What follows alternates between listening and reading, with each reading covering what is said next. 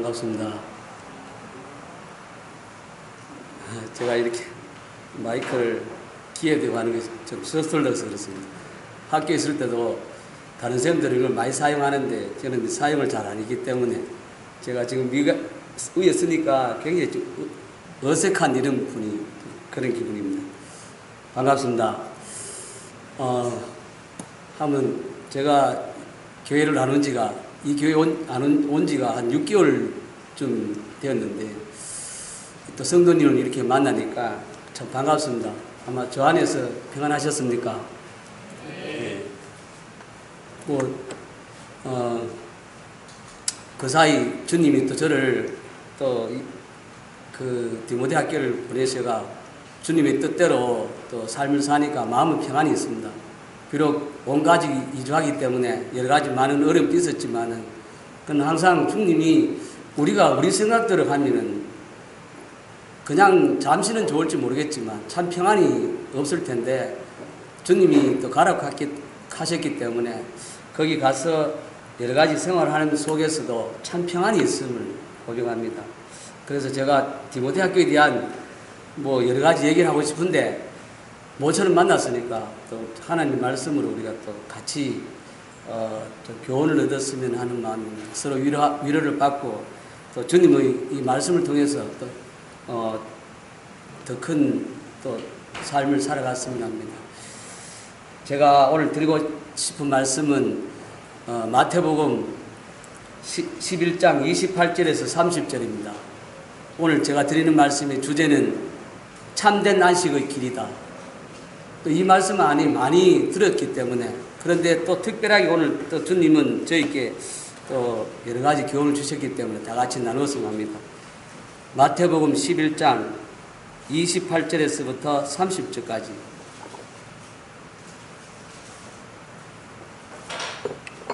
익히 많이 알고 많이 들었을 것입니다. 그런데 저도 이걸 너무 많이 들었고 많이 알았지만 오늘 또 특별하게 말씀을 또 특별히 주님이 또 귀하게 많은 또 교훈을 주신 것 같아요. 그래서 같이 나누기를 원합니다. 짧기 때문에 제가 읽어드리겠습니다. 수고하고 무거운 짐진 자들아 다 내게로 오라. 내가 너희를 쉬게 하리라. 나는 마음이 온유하고 겸손하니 나의 명예를 메고 내게 배우라. 그리하면 너희 마음이 쉼을 얻으리니 이는 내 멍에는 쉽고 내 짐은 가벼우리라 하시니라. 우리는 여기서 우리의 삶이 참 힘듭니다. 방금 우리 기도 가운데도 예배 가운데 기도하는 속에서도 참 우리의 인생이라는 것은 참 쉼이 있는 것보다 힘들고 고통스럽다 이 말을 더 표현하는 게 맞는 것 같습니다. 그래서 제가 오늘 이 말씀 속에서 우리는 참된 평안과 쉼을 얻을 수 있는 비결이 있다는 것입니다. 그래서 그것을 얻었으면 합니다. 우리는 뉴스를 통해서 우리나라가 OECD 국가 중에서 가장 자살률이 높다. 그리고 또 1인당 술 소비량도 가장 높고 또 한국의 청소년들의 행복 지수도가 꼴찌라는 것도 뉴스를 통해서 듣게 됩니다. 또한 뉴스를 통해서 보면 자살 사이트를 통해서 전혀 다른 사람들이 서로 모르는 사람들끼리 모여갖고 자살하기도 하고 어떤 때는 또 뉴스를 통해서 보면 노부부가 굉장히 힘든 삶의 무게 때문에 지쳐서 그냥 노부부가 자살하는 것도 뉴스를 통해서 듣게 됩니다. 그리고 또 행복 전도사라는 이 별명을 가진 사람이 많은 사람들에게 희망과 용기를 주었지만 그러나 자기의 질병 때문에 비관해서 자살하는 이런 소식을 듣게 됩니다. 이런저런 이유로 많은 사람들이 그 귀한 생명을 죽음으로 내모는 사람들이 많이 있다는 사실입니다. 너무도 많은 삶의 짐과 스트레스 때문에 이것으로 인해 그들의 삶의 무게를 견디지 못해서 어떤 사람은 자살하기도 하고 어떤 사람은 술이나 마약이나 도박에 빠져서 인생을 타락하고 허비하는 경우를 많이 보게 됩니다. 오늘날 현대인은 행복하게 잘 살렸고 열심히 일하고 있지만은 그러나 결국 찾아오는 것은 평안과 쉼이 아니라 무거운 짐과 스트레스를, 이거로 인해서 질병을 얻는 것입니다. 현대인의 고민이 바로 여기에 있는 것입니다. 우리는 두 가지 질병에 걸려서 죽어가고 있습니다. 하나는 열심히 일하다 보면 무거운 짐과 스트레스로 인해서 병에 걸려 죽을 수도 있고, 또 그 무거운 짐과 스트레스를 해소하기 위해서 열심히 육체의 쾌락을 즐기다 보면 영적 타락으로 인해서 인생 전체가 병들어 죽어가고 있는 것이 현실이라는 사실입니다. 여기서 우리는 여기서 이 스트레스와 무거운 질병을 해방할 수 있는 길이 없느냐 그 말입니다. 결론적으로 얘기하면 이 세상에서는 그 어떤 것들도 무거운 짐과 스트레스로부터 해방받을 수 없다는 사실입니다. 그러나 성경에는 수고하고 무거운 짐진 자들이 어떻게 하면 참된 쉼을 누릴 수 있는지는 성경에는 분명히 말하고 있습니다. 저는 그것을 말씀드리고 싶습니다. 첫 번째입니다. 우리 모두가 다 하나님께 나와야 됩니다. 이 원리가 세 가지입니다. 이 말씀 읽어보면 먼저 하나님께 나오라는, 수고하고 무거운 짐지들아 다 나에게 오라 말입니다.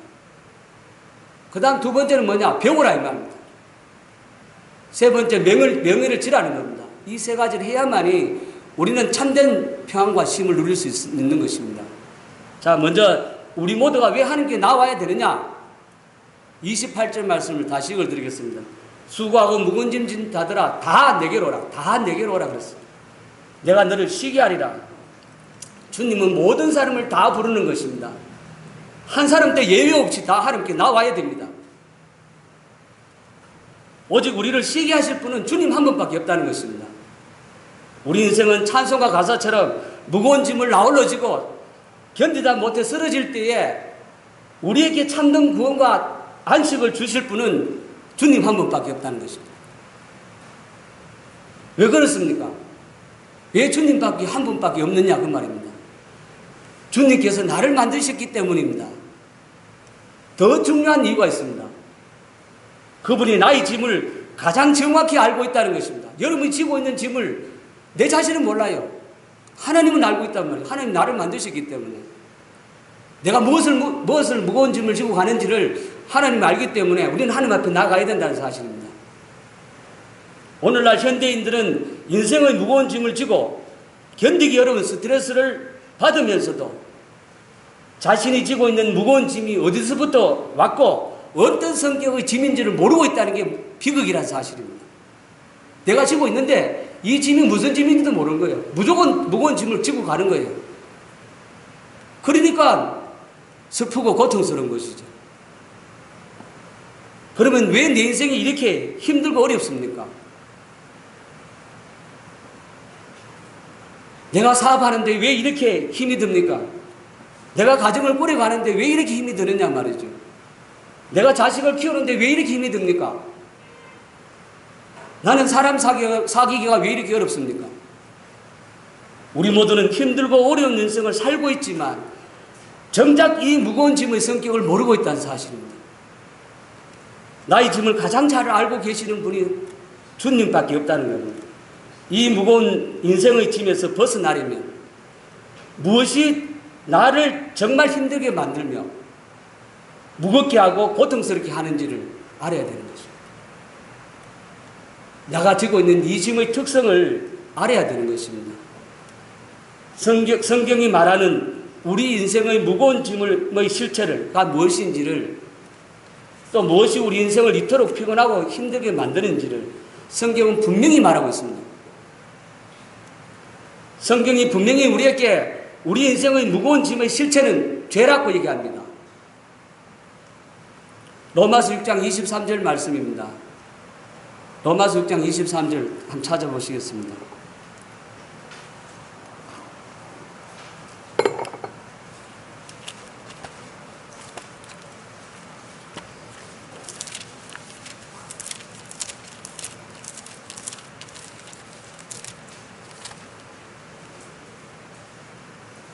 제가 읽어드리겠습니다. 죄의 삭은 사망이요 하나님의 은사는 그리스도 예수 우리 주 안에 있는 영생이니라. 죄의 삭은 사망입니다. 우리 인생에게 가장 무서운 것이 사망입니다. 그 사망의 짐을 지고 있다는 것입니다. 우리 모두는 죄의 짐에 눌려 살기 때문에 무슨 일을 해도 우리는 무거운 것입니다. 다 중노동입니다. 들어누워 자도 중노동입니다. 아무것도 안 해도 중노동입니다. 인생은 죄라는 문제를 해결하지 않으면 어떤 자도 그 인생의 무거운 짐에서 벗어날 수 없습니다. 왜 그렇습니까? 죄의 삭은 사망입니다. 이 사망이란 뜻은 글자로는 죽음입니다. 그러나 영적인 뜻은 다릅니다. 우리가 영적인 뜻을 몰라서 이 사망이라는 것 때문에 그 짐이 무거운 줄 잘 몰라요. 우리가 사망이란 영적 뜻을 이해하면 왜 죄가 우리 삶을 짓누르는지를 알 수 있습니다. 사망이란 영적 뜻은 창조하신 하나님과의 단절을 말합니다. 하나님과 우리의 단절이 죽음입니다. 인간은 죄를 지음으로 인해서 하나님으로부터 분리되었습니다. 그래서 분리되었을 뿐 아니라 피조물인 인간이 창조주 하나님으로부터 힘을 받지 못해서 그렇습니다. 우리는 하나님으로부터 힘을 받지 않으면 우리는 굉장히 힘듭니다. 우리 스스로는 힘을 해결할 수 있는 것이 아무것도 없습니다. 우리는 피조물이거든요. 우리가 만약에 여러분들 만약 컴퓨터를 만들면 컴퓨터를 만든 사람이 스스로 조정해야 컴퓨터가 작동하는 것처럼 하나님이 나를 만들기 때문에 내가 하나님으로부터 힘을 받지 않으면 우리는 어떤 것도 할 수 없습니다. 따라서 모든 인간은 죄를 지었기 때문에 하나님으로부터 힘을 못 받으니까 무슨 일을 해도 힘들게 되어 있다는 것입니다. 예를 들면 쉽습니다. 자, 여기 지금 마이크가 있습니다. 이 마이크는요, 전류가 흐르니까 지금 제가 얘기하면 이 마이크를 통해서 크게 소리가 들리는 겁니다. 그런데 만약에 전기가 끊겨졌습니다. 전기가 끊어지면 소리가 잘 안 들립니다. 그럼 소리가 잘 안 들리면 내가 어떻게 해야 됩니까? 더 크게 소리를 질러야 됩니다. 내가 힘이 드는 것입니다. 마찬가지로 인간이 하나님을 멀리 떠나고 하나님과 단절되어 하나님으로부터 힘을 받지 못하면 무슨 일을 해도 그 자체가 힘이 든다는 것입니다. 놀아도 힘이 들고 잠자도 힘이 들고 직장 가도 힘들고 다 노동이 되어버리는 것입니다. 그러므로 인간은 모든 일이 짐이 되고 스트레스가 되는 것입니다. 그래서 죄가 우리의 무거운 짐이 되는 것입니다. 유명한 문학가 도스토옙스키라는 이 사람이 죄와 벌이란 책을 지었습니다. 그 죄와 벌이란 책 속에 이런 내용이 있습니다. 죄인에게는 산다는 것 자체가 힘겨운 짐이다. 이 사람은 확실히 아는 것더라고요. 죄인에게는 산다는 것 자체가 힘겨운 짐이다. 이렇게 얘기하고 있습니다. 이 말에 공감이 가십니까? 우리가 일을 한다고 해서 짐이 되는 것이 아닙니다. 반대로 말해서 우리가 일을 하지 않는다고 해서 안식이 있느냐? 그게 아니라는 것입니다. 하나님께서 인간을 만드실 때에 일하도록 만들어 놓으신 것입니다. 그래서 성도 여러분, 천국에 가서도 일을 한다는 사실을 알고 계십니까? 아담과 하와를 보면 알지 않습니까? 아담과 하와가 에덴 동산에 있었을 때에도 아담과 하와는 동산을 잘 가꾸고 관리하는 일을 했다는 사실입니다. 그러나 그 일은 그들의 즐거움이었습니다.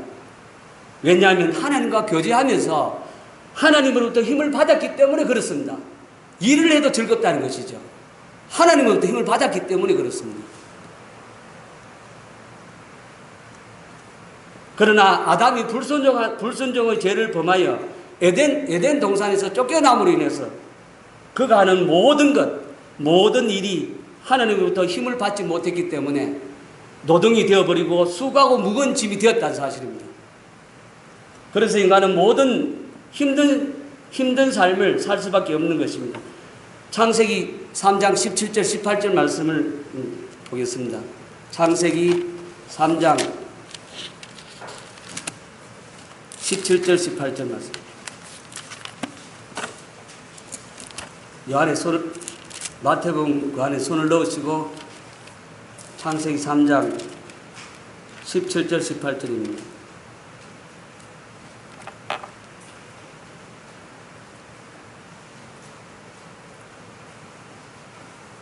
제가 읽어드리겠습니다. 아담에게 이르시되 내가 내 아내의 말을 듣고 내가 너에게 먹지 말라 한 나무의 열매를 먹었은즉 땅은 너로 말미암아 저주를 받고 너는 너 평생에 수고하여야 그 소산을 먹으리라. 땅이 내게 가시덤불과 엉겅퀴를 낼 것이라. 내가 먹을 것은 밭의 채소인즉 너가 흙으로 돌아갈 때까지 얼굴에 땀을 흘려야 먹을 것을 먹으리니 내가 그것의 취함을 입었음이니라. 너는 흙이니 흙으로 돌아갈 것이니라 하시니라.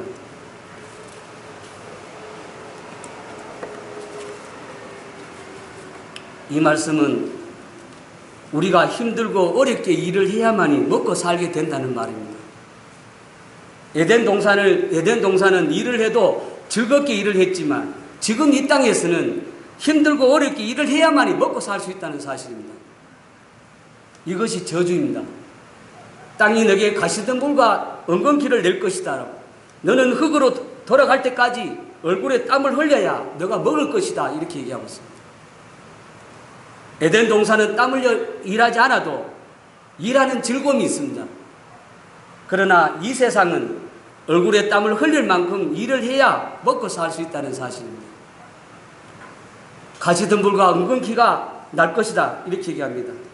이 말은 무슨 말이냐면 너 생각과 너 마음대로 되지 않는다. 이런 말입니다.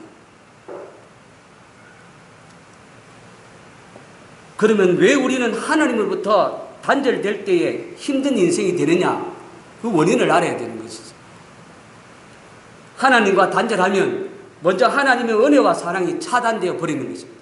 중요한 것은 하나님의 은혜와 사랑이 차단되면 우리는 무슨 일을 하더라도 고통이고 무게입니다. 짐이란 사실입니다. 모든 일 속에서 하나님의 은혜와 사랑을 체험하지 못하면 짐이 되는 것입니다. 그러므로 힘이 드는 것입니다. 우리는 무슨 일을 해도 그 속에서 하나님의 사랑을 체험하게 되면 그 일은 즐거운 놀이가 되는 것입니다. 그가 되고 축복이 되는 것입니다. 우리 모두는 일을 하기 때문에 힘든 것이 아닙니다. 일 속에서 하나님의 사랑과 은혜를 공급받지 못하기 때문에 중노동이 되는 것입니다.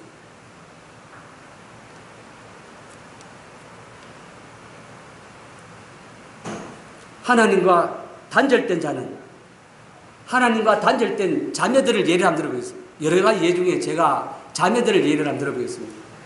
하나님과 단절된 자매들은 설거지하는 것 자체도 노동이 됩니다. 그러니까 그것을 가지고 짜증을 내죠. 내가 이게 뭐야? 내가 이 집이 가정부냐? 내가 이 집에 소뚜껑 운전수냐? 맨날 이렇게 살아야 하나? 무엇을 해도 그 사람은 피곤한 인생입니다. 사랑이 없기 때문에 그런 거죠. 하나님의 사랑과 은혜가 단절됐기 때문에. 그러나 우리는 주님 앞에 나와 저의 문제를 해결하고 하나님과 연결되면 그 어떤 일을 해도 하나님의 은혜와 사랑 속에서 하기 때문에 우리는 힘들지 않고 그것이 노동이 아니라 즐거움이 되고 축복이 된다는 사실입니다. 주님과 연결된 자는 무슨 일을 해도 아무리 어렵고 힘든 일 속에서도 하나님의 사랑을 체험하면 그것이 곧 능력이고 즐거움이고 기쁨이고 행복입니다. 이것은 우리 어렸을 때 잘 보죠. 어렸을 때 우리 촌에 살면요, 할머니가 있죠. 완전 꼬부랑 할머니가 그 큰 아이들, 돈 많은 큰 손주를 얻고 일을 합니다. 우리가 보면 굉장히 안타깝거든요. 너무 무거운데 그냥 할머니 아기 손자를 안 얻고 해도 무거운데 힘드는데 그 큰 손자를 등에 업고 풀을 뽑고 있습니다. 그 할머니에게 이렇게 묻습니다. 왜 그 동만한 손주를 내려놓고 일을 하시지? 그 동만한 손주를 얻고 일을 하느냐고 이렇게 물었습니다. 그러니까 그 할머니가 이렇게 얘기합니다. 이 강아지가 내 등에 있기 때문에 얼마나 힘이 나는지 모르고 그 아이를 업는 것이 그 할머니에게는 사랑이고 힘이 되기 때문에 어떤 일에도 즐겁다는 사실입니다. 하나님과 단절되어 힘을 받지 못하면 그 어떤 일에도 힘드는 것입니다. 우리 어머님들 지금 아기를 딱 놓고 지금 안 그래도 일설영제하고 자매님 아기가 좀 많이 컸는데 아기가 세상에 태어나서부터 키울 때 아기가 부모 마음에 효도하기 때문에 기뻐합니까? 어렸을 때부터는 똥도 사고 오줌도 사고 그렇게 해도 그게 사랑하기 때문에 전혀 문제가 되지 않습니다. 문제는 그 마음에 사랑이 있느냐 없느냐가 중요해요. 특히 하나님의 사랑. 세상에 부모와 자식의 사랑도 이만큼 큰데 하물며 하나님과 우리 사이에 은혜와 사랑이 단절되어 버리면 우리는 세상에 무엇을 하더라도 기쁨이 없고 즐거움이 없고 그것이 곧 노동이라는 사실입니다. 은혜와 사랑만이 어렵고 힘든 일을 다한식으로 만들어버리는 것입니다. 우리가 하나님과 단절되었다면 하나님의 사랑을 공급받지 못하므로 어떤 일을 해도 재미가 없고 힘든 노동으로 변하는 것입니다. 그러니까 억지로 하는 것입니다. 그래서 날마다 스트레스가 쌓이고 문제가 생기고 어려움이 오는 것입니다. 그러다 보면 그것이 다 질병으로 변해버리는 것입니다. 그러므로 엄청난 삶의 스트레스에서 벗어나려면 우리는 저희 문제를 해결해 주시는 주님 앞에 나와야 됩니다. 먼저 하나님께 나오시란 말입니다. 첫 번째 일입니다. 오직 주님만이 우리의 죄를 해결해 주시고 우리의 모든 삶 속에서 은혜와 사랑의 놀라운 능력을 주시는 것입니다. 무슨 일을 해도 기쁨이 있고 즐거움이 있고 거기에 능력이 있는 것입니다. 그러나 세상 사람들은 그렇지 않습니다. 세상 사람들은 예수님의 은혜와 사랑을 받지 못하기 때문에 돈만 갖고 있으면 그것이 곧 힘이라고 생각하는 것입니다. 그래서 돈입니다. 그러니까 인간은 망가지는 것밖에 없습니다. 사단의 노예가 되어버린 것입니다. 맨날 물질적인 가치로 세상을 보기 때문에 다 짐이고 스트레스다 그 말입니다. 세상을 보는 관점이 이것들이 전부 다 물질로 보면 그게 다 짐이고 스트레스란 말이죠.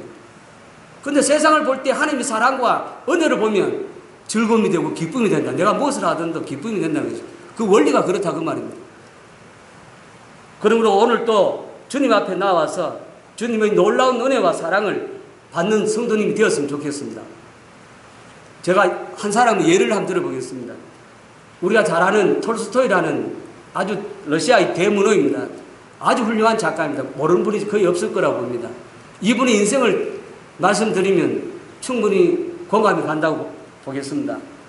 그는 워낙 재주가 좋아서 문학가로서 대성했습니다. 세계적으로 유명한 소설인 전쟁과 평화, 부활, 이거 외에도 많은 책들이 있습니다. 훌륭한 사람입니다. 그러나 문제는 톨스토이 개인적으로는 너무너무 불행한 사람입니다. 이해가 되신지 모르겠습니다. 이 사람은요, 세계적으로 유명한 사람이지만 개인적으로 보면 너무너무 불행한 사람입니다. 왜냐하면 결혼도 실패하고 병들고 가정이 해체되고 모든 삶이 다 파괴되었습니다. 그가 55세에 다시 주님께로 나옵니다. 그가 55세에 쓴 신앙론이라는 책이 있습니다. 그 책 속에 있는 글을 제가 읽어드리겠습니다. 나는 55년의 삶을 살면서 최초에 하나님을 믿었던 15년을 빼고 어렸을 때는 예수를 믿었던 것 같아요.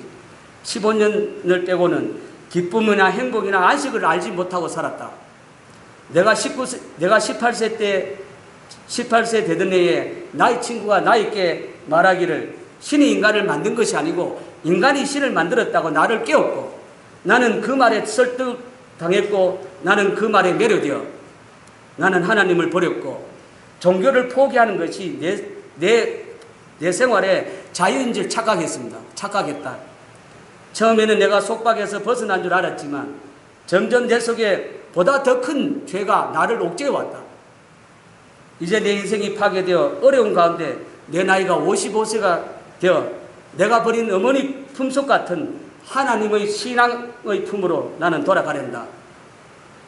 단순한 종교로 돌아온 것이 아니라 나의 생명의 주인이신 그리스도께로 돌아간다.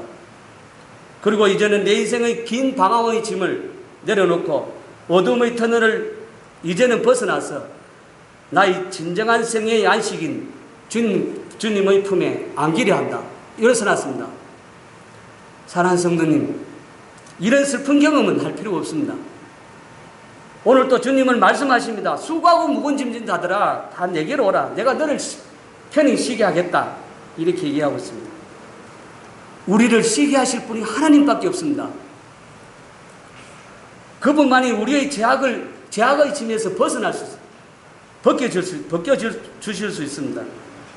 우리 인생의 무거운 문제를 해결해 줄 수 있는 분입니다. 우리는 인생의 문제가 너무 어렵습니다. 그런데 학교에서 학생들을 보면 알 수 있습니다. 자, 여기 학생들이 많이 있는데 학교에서 가장 어려운 게 수학입니다. 학생은 수학 문제를 풀기 위해서 끙끙 앓고 있습니다. 아무리 풀어도 못 풉니다. 그런데 그 수학 문제를 수학 선생님에게 갖다 주면요, 너무너무 쉽게 풉니다. 하나님은 우리 작은 머리로 아무리 어려운 문제라도 하나님 앞에는 아무것도 아니라는 것입니다. 그런데 우리는 그것을 우리 스스로 풀려고 하니까 풀면 풀수록 점점 더 무거운 짐과 스트레스밖에 되지 않는다는 사실. 하나님밖에 없다는 것입니다. 그래서 하나님이 수고하고 무거운 일 지다를 다 내게로 오란 말이죠. 내가 너를 쉬게 하겠다고 그렇게 말하고 있습니다. 하나님으로부터 사랑과 은혜를 우리에게 부어주십니다. 그럴 때 우리는 무슨 일을 해도 즐거움이 되는 것입니다. 지금이라도 우리 속의 죄악의 짐이 무엇인지를 바로 깨달아야 됩니다. 깨닫고 그 죄의 짐에서 자유함을 누릴 때 우리가 하는 일 속에서 하나님의 은혜를 체험하게 되고 우리는 참 안식을 누리게 됩니다. 첫 번째입니다. 먼저 무거운 짐이나 스트레스가 있으면 먼저 하나님께 나아가는 것입니다. 둘째, 우리는 어떻게 해야만 평안과 쉼을 누릴 수 있냐면, 둘째입니다. 우리는 우리 주님의 마음을 배워야 합니다. 배워야 됩니다. 둘째는 배워야 돼요. 주님 앞에 나오기만 하면 되는 것이 아니라 이제는 배워야 됩니다. 무엇을 배우느냐 하면 29절입니다. 29절 제가 읽어드리겠습니다.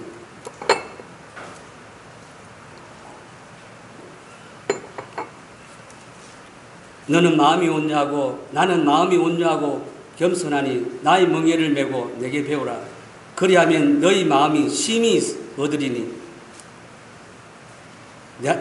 주님의 마음이 온유하고 겸손하니 나의 멍에를 메고 내게 배우라. 그리하면 너희 마음이 쉼을 얻으리라. 이는 내 멍에는 쉽고 내 짐은 가벼움이라 하시니라. 둘째는 우리 모두 주님의 마음을 배워야 합니다. 마음이라기보다는 오히려 마음의 자세를 배우라, 그렇게 말하는 게 더 편할 것 같습니다. 먼저 우리는 주님의 마음을 배워야 됩니다. 그 마음의 자세를 배우면 주님의 마음으로 채워줍니다. 그 마음의 자세는 바로 이것입니다. 첫 번째가 온유한 마음입니다. 우린 잘못 이해하기가 쉬운데 확실히 알아야 됩니다. 온유한 마음입니다. 이 온유를 배우지 못하면 인생은 참 안식과 평안을 누릴 수 없습니다. 원래 온유함이라는 헬라어로는 프라우스라는 말, 프라우스.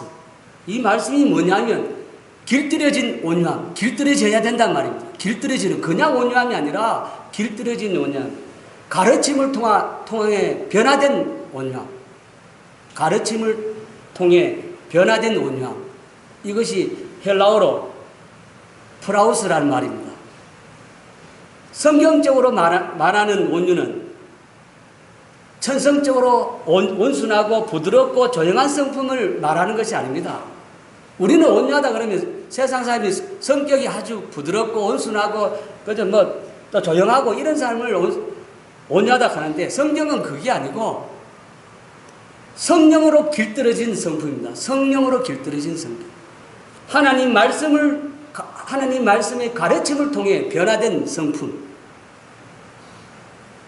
믿음으로 성숙된 성품, 이것을 말하고 있습니다. 마치 거친 야생마가 주인에게 길들여진 후에 철저하게 주인에게 속하여 주인의 말에 절대적으로 순종하는 것과 같습니다. 야생마입니다. 우리 인생은요. 우리는 아무리 주님 앞에 순종한다 하지만 아직도 우리는 이 악한 본성이기 때문에 야생마와 같습니다. 철저하게 길들여진다는 말이에요. 주님 앞에. 또한 온유란 어떠한 상황입니다. 우리는 상황에 따라 온유할 수도 있고 그렇지 않을 수도 있지만, 지금 성경에 말씀하는 온유란 어떤 상황에서도 급변하지 않고 흔들리지 않는 마음의 자세를 말합니다. 우리는 어떤 상황이 되면 마음이 너무너무 변합니다. 이게 다 짐이란 말이에요. 스트레스란 말이에요. 그러나 진짜 온유함은 어떤 상황에서든 급변하지 않고 흔들리지 않는 마음의 자세를 말하는 것입니다. 온유한 마음은 내가 만들 수는 없지만 온유한 마음의 자세는 가질 수가 있습니다. 어떤 상황이든 어떤 상황입니다. 상황에 따라 하는 것이 어떤 상황이든 내가 기대하고 생각했던 그런 결과가 나오지 않더라도 그 말입니다. 나오지 않더라도 항상 하나님이 우리와 함께하고 있다는 걸 알아라 그 말입니다. 우리는 상황에 따라 내가 생각한 거나 내 마음대로 되지 않으면 하나님은 나하고 하나님은 계시지 않는 것처럼 느끼는데 그런 것이 아니라는 것입니다. 항상 하나님은 어떤 상황에서든 내가 기대했던 어떤 그런 결과가 나오지 않더라도 하나님은 여러분과 함께하고 있다는 것. 그것을 깨달아는 사실입니다. 그러면 흔들림이 없다는 것이죠. 그렇게 했을 때 우리는 참된 평강을 누릴 수가 있습니다. 어떻게 하면 이 온유한 마음을 가질 수 있습니까? 우리는 중요한 것은 말씀을 아는 것이 중요한 그것이 그 말씀이 나한테 역사해야 되는 겁니다. 그럼 우리는 어떻게 해야 이 온유함을 가질 수 있느냐고. 우리가 현재 처해 있는 상황이나 여건이 우리가 생각하고 기대하던 것보다 훨씬 다른 결과가 나온다 하더라도 이 여건과 환경 속에서 하나님이 여러분과 함께 하고 계신다는 것, 역사하고 있다는 것을 알아야 됩니다. 그럴 때 온유함을 지킬 수가 있습니다. 하나님을 인정하는 믿음이 없으면 온유는 없습니다. 하나님이 인정하는 것이 온유입니다. 어떤 상황에서든 최악의 상황에서 사면 초과의 상황에서도 하나님이 나와 함께 하고 있다는 그것을 인정하지 않으면 여러분 절대로 평안이 없습니다. 온유는 없습니다. 내가 보기에는 이것이 아닌데 진짜 원망스러운데 진짜 하나님 살아계실까? 나는 이런 결과를 기대하지 않았는데 우리는 그렇게 생각할지라도 그 상황 속에 하나님이 임재하고 계신다는 믿음이 있어야 되는 것입니다. 그것을 인정할 때에 우리의 마음속에 온유를 기대할 수가 있습니다. 그럴 때 하나님은 우리를 통해서 큰 일을 하실 수 있는 것입니다. 하나님이 세우신 지도자, 성경에 나오는 많은 지도자들을 보시면요. 그런 지도자는 온유한 자세를 갖지 않은 지도자는 없습니다. 하나님이 세우신 지도자가 온유한 자세를 못 갖는다면 하나님은 그 사람을 쓰실 수가 없다는 것입니다.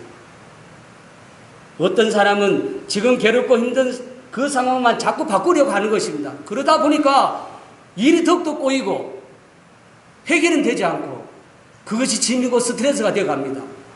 상황을 자꾸 바꾸려 하는 거거든요.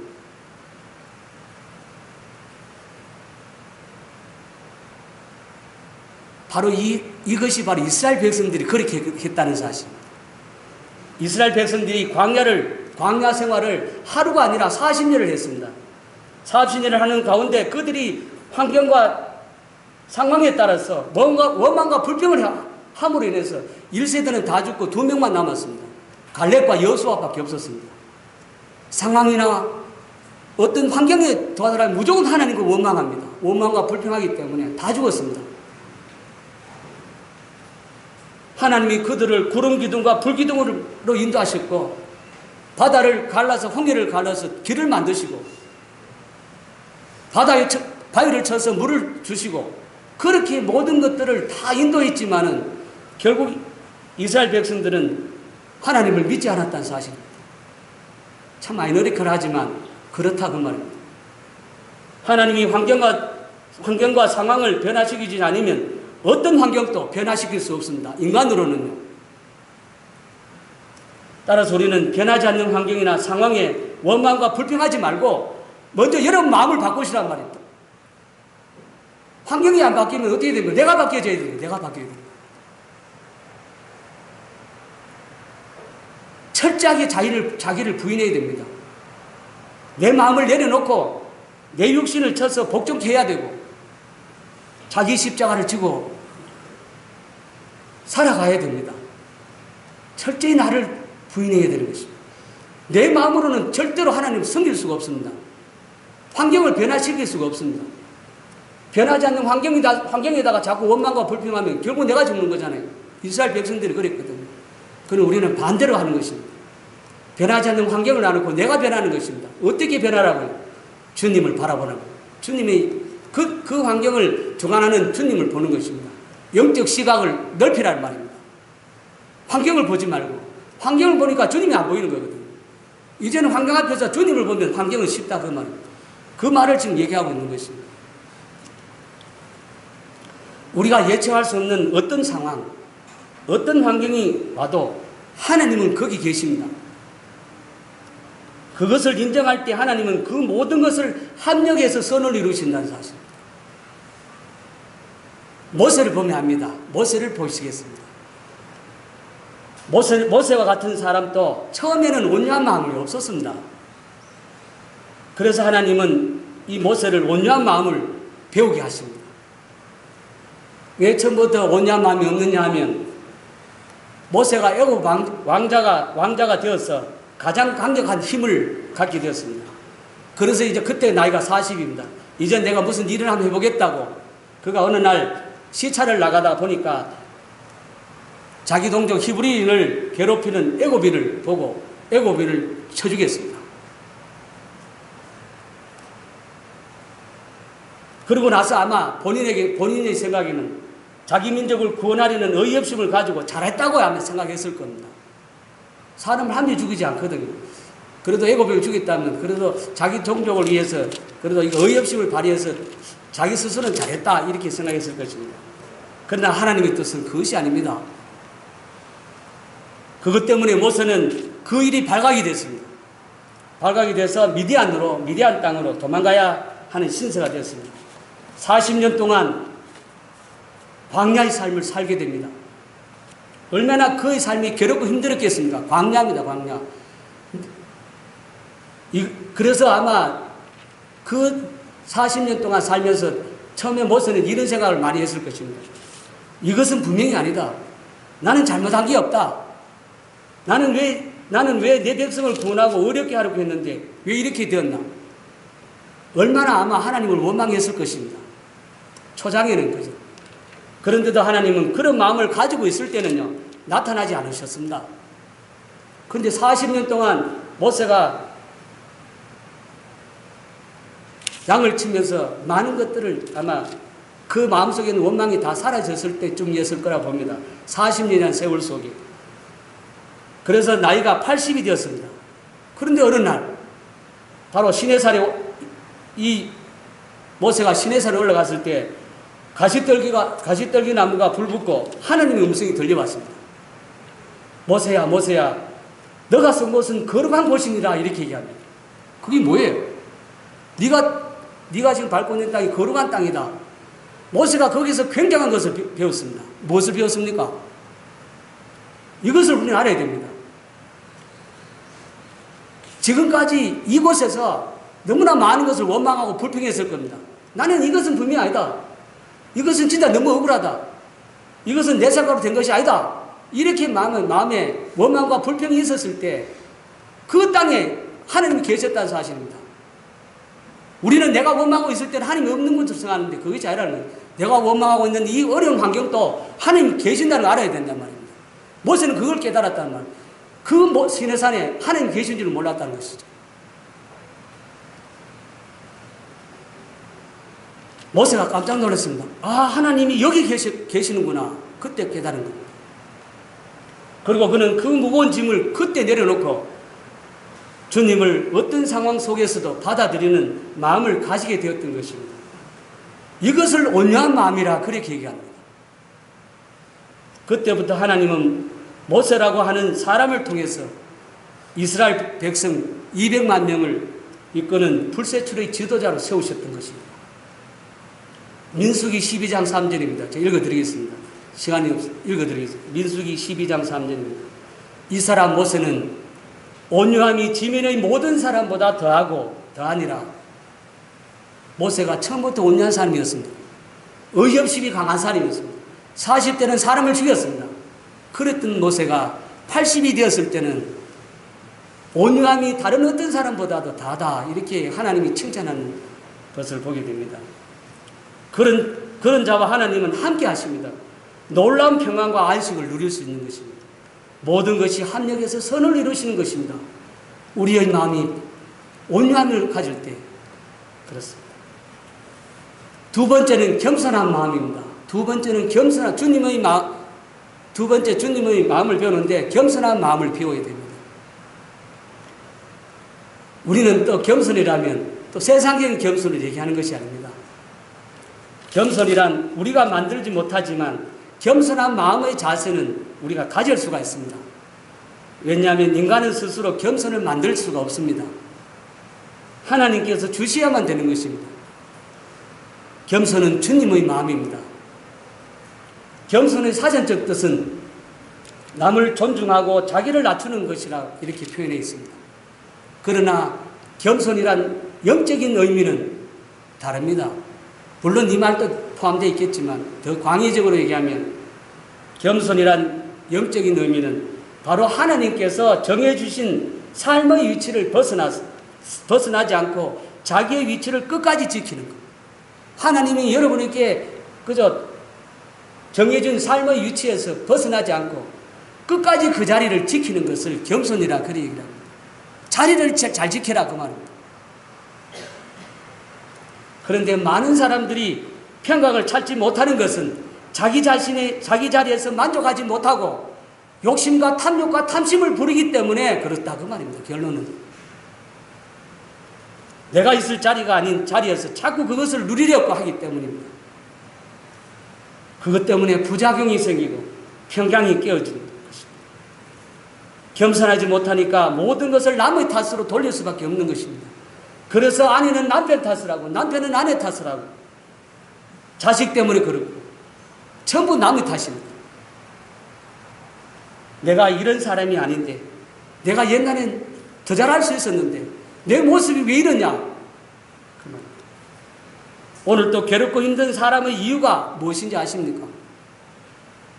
한 가지입니다. 그것이 무엇인가 하면은 자기 하나님이 정해준 자리를 벗어나서 남의 자리를 보기 때문에 본다는 것은 비교식을 말하는 것입니다. 무서운 것입니다.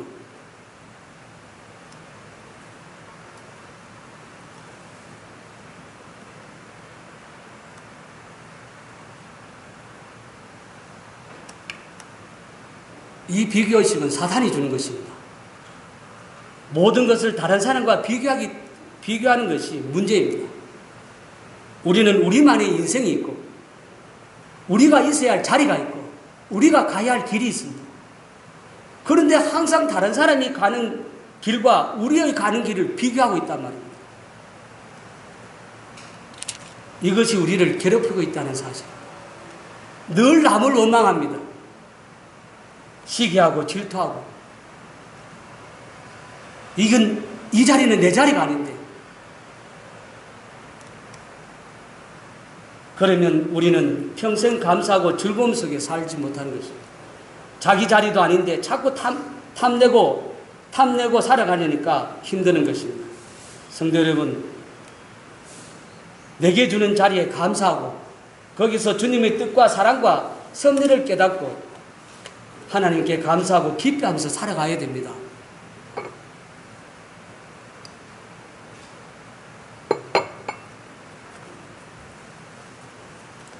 하나님께서는 때가 되면 겸손한 자를 다른 위치로 바꿔주시기도 하시는 것입니다. 베드로전서 5장 6절 7절을 한번 찾아보시겠습니다. 베드로전서 5장 6절 7절입니다.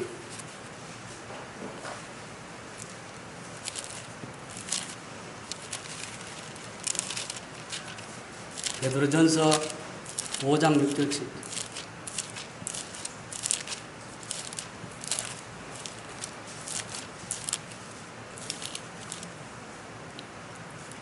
베드로전서 5장 5장 5절에서부터 6절 7절 5절부터 읽겠습니다. 젊은 자들아 이와 같이 장로에게 순종하고 다 서로 겸손으로 허를 동이라. 하나님은 교만한 자를 대적하시되 겸손한 자들에게는 은혜를 주시느니라. 그러므로 하나님의 능하신 손 아래에서 겸손하라. 때가 되면 너희를 높이리라. 너희 염려를 다 주께 맡기라. 이는 그가 너희를 5장 5절 6절만 제가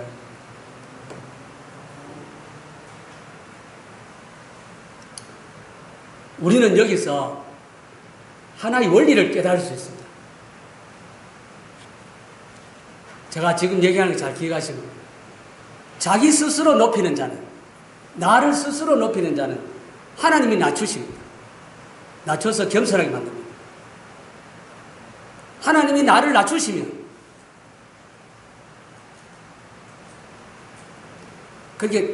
그렇게 자기를 낮추는 자는, 나를 높이는 자는 하나님이 낮추셔서 겸손하게 만드는 거예요. 이번에 나를 스스로 낮추는 자는 하나님이 높이셔서 하나님의 영광을 얻게 하는 것입니다. 이게 원리입니다, 원리. 스스로 높이는 자는 하나님이 낮추기 시작합니다. 이때 여러분들 모든 무거운 것, 스스로 높이려고 하면 무거운 것 짐과 되고 스트레스가 된다는 말입니다. 그래서 이 말씀 속에 하나님은 교만한 자를 대적하시지만 겸손한 자에게는 은혜를 주신다고 했어요. 그리고 하나님은 능하신 손 아래에서 겸손하라. 때가 되면 너희를 높이시라. 때가 되면 높이신다. 자, 세 번째, 우리는 어떻게 하면 평안과 쉼을 누릴 수 있느냐 하면, 세 번째, 주님과 멍에를 같이 해야 됩니다. 멍에를 메어야 됩니다. 주님과 멍에를 같이 메어야 된다. 제가 두 번째 배우라 그랬죠. 한번 물어봅시다. 배우는 것이 쉬워요, 어려워요? 학생들 같으면. 학생들이, 디모데 학생들이 학교에 와서 배우기 힘들다고, 힘들어요, 어려워요, 계속 얘기를 합니다. 배우는 거 쉬운 거 없습니다. 그런데 배워야 돼요. 우리는 온유한 마음을, 겸손한 마음을 배우는 것입니다. 그게 아이러니컬 합니다. 배워야만이 그 속에 뭐가 있다? 참과 심의와 평안이 있다는 사실입니다. 우리는 세상적으로 생각하면 배우는 걸 힘드니까 아예 안 배우려고 하는 거죠. 그러나 우리는 배워야 돼요. 또 세 번째, 주님과 멍에를 메야 됩니다. 멍에하면 힘이 굉장히 무거운 고통이나 어떤 짐으로 생각합니다. 그렇지가 않습니다. 멍에를 메야 됩니다. 이것 멍에를 메고 주님 앞에 배워야 됩니다. 이것도 아이러니컬하지만 왜 그런지는 말씀을 보면 알 수가 있습니다. 29절입니다. 나는 마음이 온유하고 겸손하니 나의 멍에를 메고 내게 배우라. 그리하면 너희 마음이 쉼을 얻으리니 이는 내 멍에는 쉽고 내 짐은 가볍다라고 얘기합니다. 가벼웁니다. 원래 멍에는요, 우리나라도 소의 멍에를, 어렸을 때는 멍에를 다 봅니다. 요새는 좀 보기 어렵지만 촌에 가면 멍에가 있습니다. 우리나라는 멍에가 한 개이지만 이스라엘이나 근동 지방에서는 이 멍에가 두 개입니다. 쉽게 말하면 멍에라는 것은 소 있죠. 소 목에다가 이렇게 매는 나무의 틀입니다. 소 목에다가. 그것을 딱 메고 무엇을 하냐면 밭을 갈거나 짐을 이렇게 끌고 갈 때 그때 멍에를 맵니다. 그러니까 우리는 어렸을 때 멍에를 보기 때문에 소가 멍에를 메고 일을 할 때는 힘들거든요. 우리는 그렇기 때문에 멍에를 안 메려고 한단 말이죠. 그런데 멍에를 맸을 때 어떤지는 지금 보면 안다는 것입니다. 그래서 이스라엘 지방은 항상 소 두 마리입니다. 두 마리가 멍에를 메는 겁니다.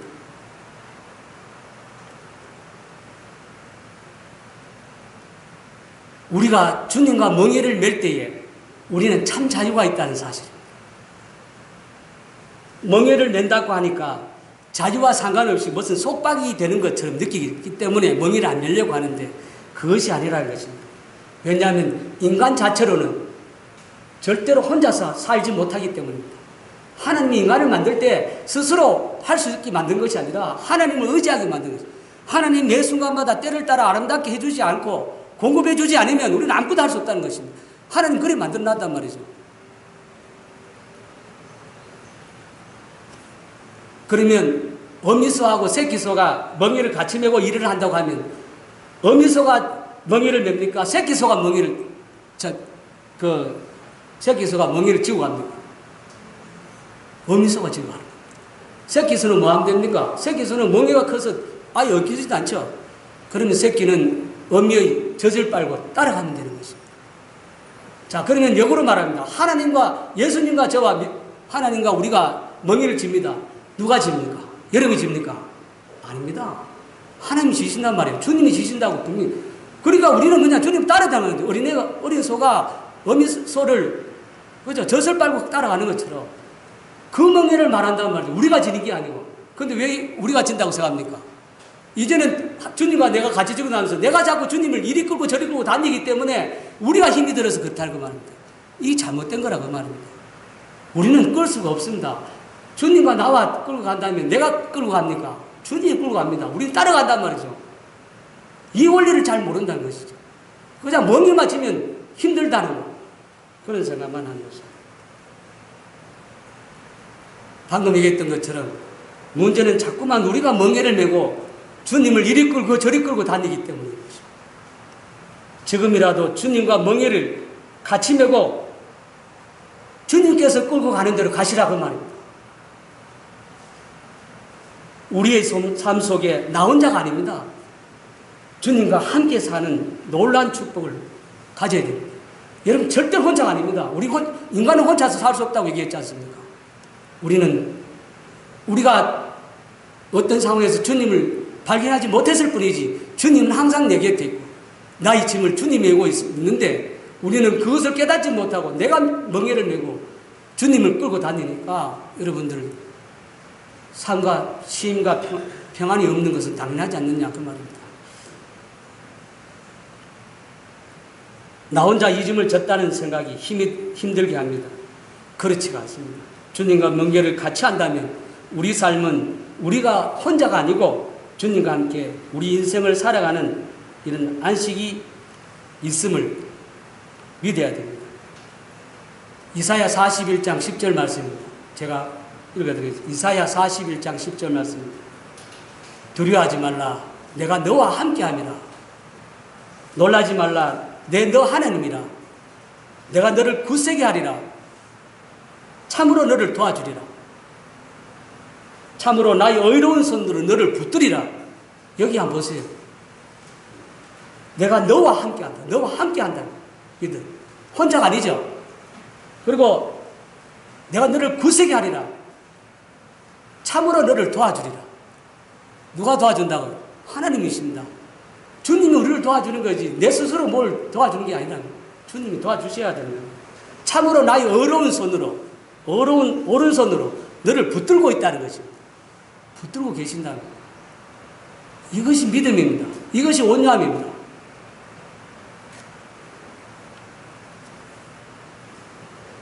멍이라는 것은요, 무게로 따지면 짐이라고 따지면 그렇지만 사실 멍이라는 것은 주님의 뜻을 말하는 겁니다. 주님의 뜻. 지금이라도 내 뜻을 내려놓고 주님의 뜻에 맞춰서 살아가야 됩니다. 이제 주님의 뜻에 살아가야죠. 주님이 주신 멍에는 주님의 뜻을 따라가는 겁니다. 그러면 이제 정말 주님이 우리 인생을 살아가는 것을 체험하게 될 것입니다. 그래서 예수님은 이런 자들을 향해서 내 멍에는 쉽고 내 짐은 가벼우니라 이렇게 말씀합니다. 결론을 짓겠습니다. 사랑하는 성도님, 우리는 지금 어디에서 헤매고 있습니까? 무엇이 우리를 이렇게 짓누르고 있습니까? 무슨 일이 그렇게 힘듭니까? 무엇이 얼굴을 그렇게 마귀의 얼굴로 벼렸습니까?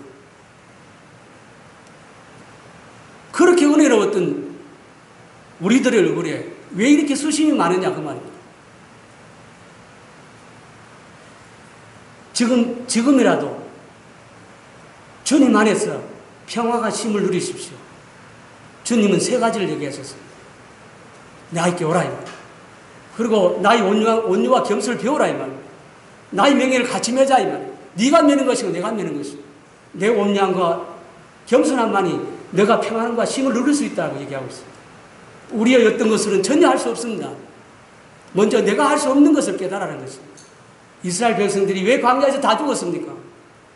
변하지 않는 환경을 보고 환경이 변하지 않기 때문에 원망하다가 다 죽었습니다. 우리도 원망하면 다 죽습니다. 육신이 악하기 때문에 그렇습니다. 수고하고 무거운 짐진 자들아 다 내게로 오라. 내가 너희를 쉬게 하리라.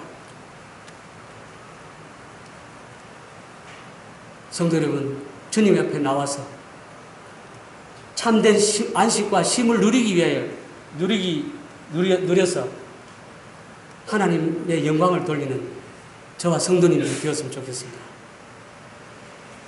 저도 이 말씀을 너무나 많이 들었고 이 말씀을 통해서 위로를 받았지만 그 원리가 그렇더라고. 네가 아무것도 할 수 없다. 나에게 오고 나의 안에서 배워라.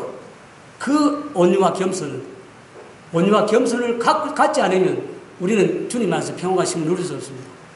믿음 안에 훌륭한 어떠한 믿음의 용사들도 모세만 40년이 아닙니다. 요셉은 자기 형들에게 미움에 팔려서 애굽으로 갑니다. 애굽으로 가서 그 모든 고통을 얼마나 당했겠습니까?